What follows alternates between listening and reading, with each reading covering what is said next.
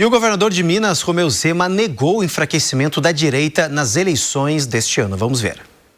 Nós teremos 1, 2 ou 3 candidatos pela direita, isso é certo, né? O PSD vai lançar um candidato, o Flávio é um candidato, eu serei outro candidato, e isso, diferentemente do que se diz, não enfraquece a direita, pelo contrário, fortalece. Nós estamos unidos, nós estaremos juntos no momento mais importante, que é no segundo turno. E olha, gente, o governador ainda confirmou que conversou com Jair Bolsonaro e que o ex-presidente tem a mesma opinião sobre o segundo turno das eleições. Vamos trazer, gente, esse assunto para o nosso debate. Alan Gânia, quero te ouvir porque a gente falou do Rio de Janeiro, cenário definido, Minas Gerais também não é diferente. Por lá, há uma indefinição muito grande sobre os palanques estaduais. Quem serão os candidatos? Tem a questão do vice do Zema, que tem ali, né, pelo menos a preferência dele, vai ter o apoio do atual governador. Rodrigo Pacheco pode concorrer também com o apoio do presidente Lula, tem o senador Cleitinho, enfim, tem vários outros nomes também que são postulantes a essa vaga. Mas Romeu Zema tocou na questão da eleição presidencial, porque os apoios estaduais são muito importantes para fortalecer as candidaturas, nesse caso de Lula e também do Flávio Bolsonaro. E o Zema negou o enfraquecimento da direita, essa pulverização que a gente viu de candidatos, Flávio Bolsonaro, Ratinho Júnior, Eduardo Leite, Ronaldo Caiado, ele disse que muito pelo contrário, isso mostra a força da direita.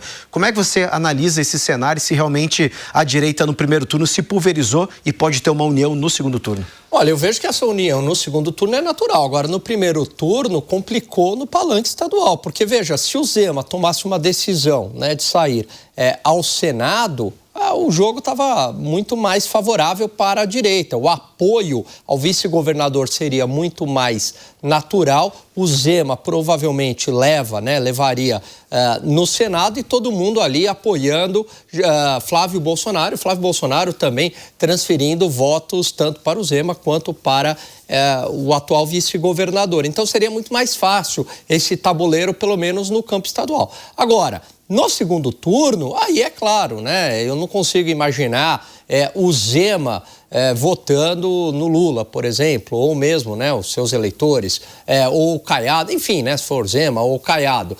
Agora, também a gente não sabe como... Uma coisa é o comportamento do Zema ou do Caiado, né? Agora, outra coisa é o comportamento do Kassab, que é o presidente do partido. Então, como é que vai o PSD, né? A bússola do PSD vai para onde num eventual segundo turno? É lógico que esse movimento de lançar o Zema ou o Caiado é justamente para fazer preço e não significa que é um apoio garantido deles para a direita.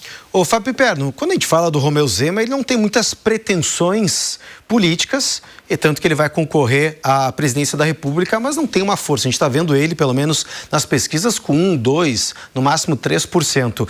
Ele deve concentrar suas forças realmente nisso, de conseguir aí manter pelo menos o governo de Minas Gerais com o atual vice? O que você acredita que os movimentos de Romeu Zema podem ser decisivos e quem ele pode ajudar de fato? Bom, o Zema, ele confirma uma suspeita que eu tenho há muito tempo e eu não consigo uma explicação para isso. O fato de que Minas Gerais, há vários anos, para não dizer há décadas, exceção feita ao Aécio, Minas Gerais não consegue mais fazer lideranças nacionais. Itamar Franco foi candidato a vice-presidente na chapa de Fernando Collor por uma questão relacionada aí a CPI da corrupção lá na Câmara e tal, né, se tornou uma pessoa, enfim, um político importante no momento em que o suposto caçador de Marajás queria lá um político identificado lá com aquela causa. E aí estava lá Itamar Franco, né, que já era um senador em fim de mandato de um estado importante, com o que teria provavelmente dificuldades para buscar a sua reeleição e acabou então calhando deles fazerem aquela dupla. E depois Itamar Franco foi um presidente importante. Itamar Franco tem um papel subestimado, injustamente subestimado na história do Brasil, mas foi um período muito importante, né? Aliás, foi no governo dele que nasceu o Plano Real.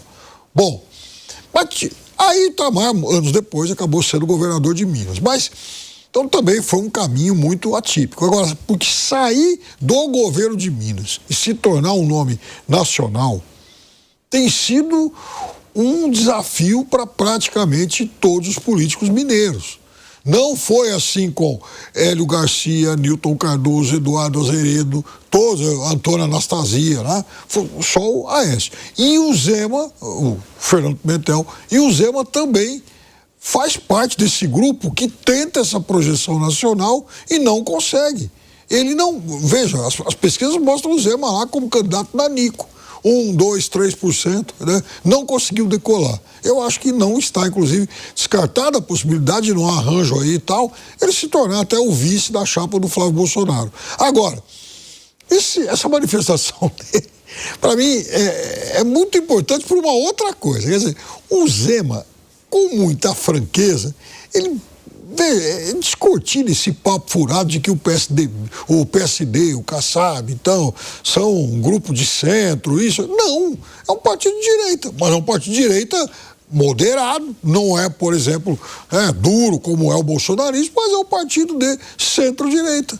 O Zema fala claramente isso. Otto Alencar, Lisiane Gama. Não, mas a direção do partido não, mas é um partido que tem no seu comando um grupo de centro-direita. Bom, Gilberto Kassab. Eu não sei se eu colocaria como direita. Eu colocaria como fisiológico aí. Bom, gente, vamos ter que fazer um rápido intervalo agora e na sequência a gente volta com outras informações, inclusive falando um pouquinho também de carnaval. Então a gente volta já já, não sai daí, 3 em 1 volta rapidinho, viu?